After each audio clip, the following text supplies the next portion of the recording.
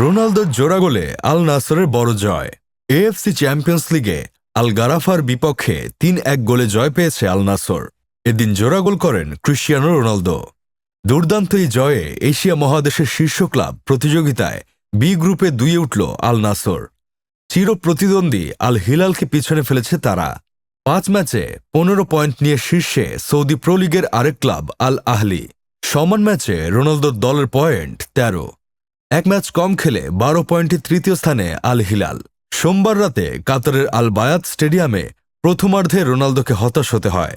গোলশূন্য থেকেই বিরতিতে যেতে হয়। তবে দ্বিতীয়ার্ধে ঘুরে দাঁড়ায় আল নাসর। বিরতি থেকে ফেরার ১ মিনিট পরেই দুর্দান্ত গোল করেন রোনালদো। ম্যাচের ৫৮তম মিনিটে অ্যাঞ্জেলো গ্যাব্রিয়েলের গোলে ব্যবধান দ্বিগুণ করে সৌদি প্রো লিগের ক্লাবটি। এরপর ৬৫তম মিনিটে নিজের দ্বিতীয় গোল করেন রোনালদো। অন্যদিকে ৭৫তম মিনিটে গারাফার হয়ে সান্ত্বনার গোল করেন হোসেলু। শেষ দিকে আর কোনো গোল না হওয়ায় বড় জয় নিয়েই দেশে ফেরত আসে আল নাসর।